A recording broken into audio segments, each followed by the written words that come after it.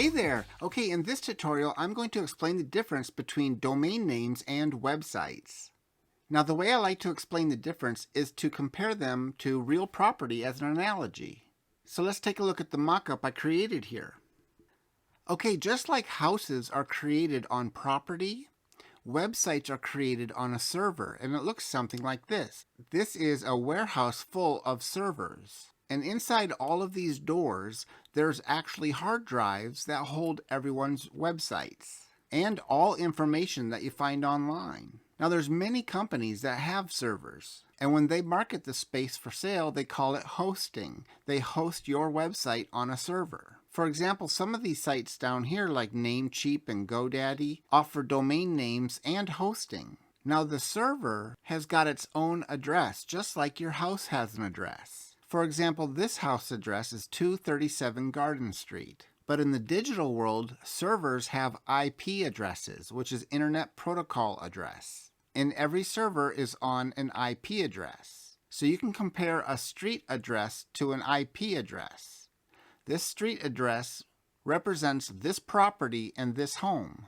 This IP address represents websites on these servers. Each of these companies have different IP addresses, just like each home has a different street address.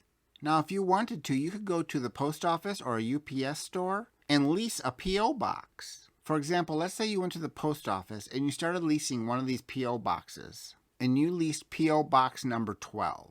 That would be the address for this box. But what you can do is you can fill out a form that forwards all of your P.O. box mail to your home address. So you'll get all the mail from your P.O. box sent straight to your home. Now, a lot of people do this so they don't have to expose their home address online for security purposes. In the digital world, it's a little bit different but almost the same.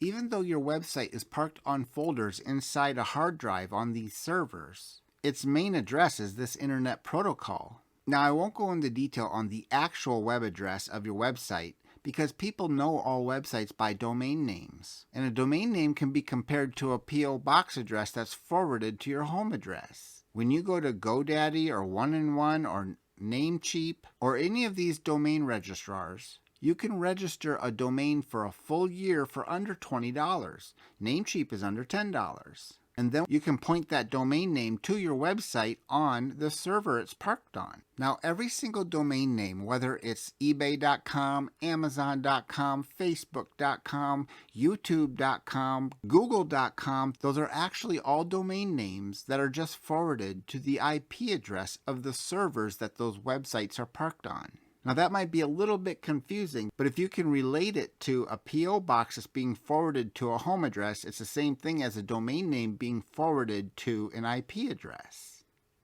This is the physical world and this is the digital world. Now, the reason why people get domain names is because they're a lot easier to remember than a whole bunch of numbers and files and folders. Just like P.O. Box 12 is a lot easier to remember than 237 Garden Street. So let me show you what some popular websites' actual IP address is. I'll pull up an internet browser. Okay, so a website with a free tool that you can use to see what the actual address is on everyone's domain name is whatsmydns.net. Now right here, you just type in the domain name that you want to find. Let's go ahead and type in facebook.com. Then you click search. Here is Facebook's IP addresses. They actually have a couple. What that means is their website is split up in more than one server. This is the IP address of one of their servers. Here's an IP address of another one of their servers. And this is an IP address of yet another one of their servers. But it looks like those are the only 3 IP addresses they use for the entire site of Facebook. Let's look up Amazon. Okay, Amazon is built on 3 different servers also. Now, it's important to know that Amazon.com is just the domain name that points to the website that's parked on these servers. So when you register a domain name, you're not getting a website.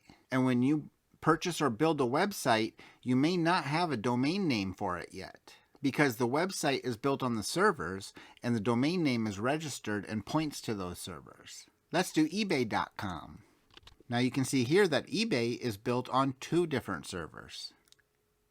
And these are the addresses of them right here. Okay, let's check out one more site here. Let's go to walmart.com. Walmart.com is also built on 2 different servers. And all these are is this domain name, Walmart.com, is forwarded to these servers. And these servers is where the Walmart website is built upon. So let's go back to the mock-up. Okay, so Amazon, eBay, Facebook, and Walmart are all built on servers like these that have this internet protocol right here, the IP address. And I showed you where to find their IP address. That's their actual ones. And the owners, like Jeff Bezos is the owner of Amazon, he registered the domain name Amazon.com through a domain registrar, and then he forwarded the domain name to the server IP address where Amazon.com is built. So if somebody asks you if you have a domain name yet, they're not asking if you have a website. And if you have a domain name registered, you may not necessarily have a website built yet.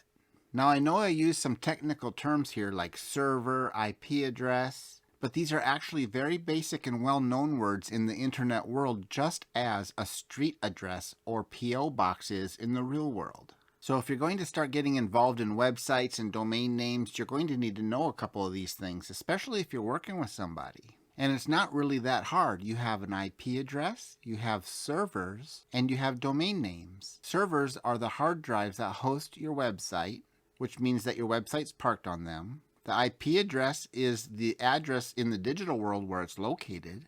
And the domain name is the name you register and then forward to your website so people can remember the address easily. Just like you have a home built on property, the home would represent the website, the property would represent the servers, and then the street address would represent the IP address.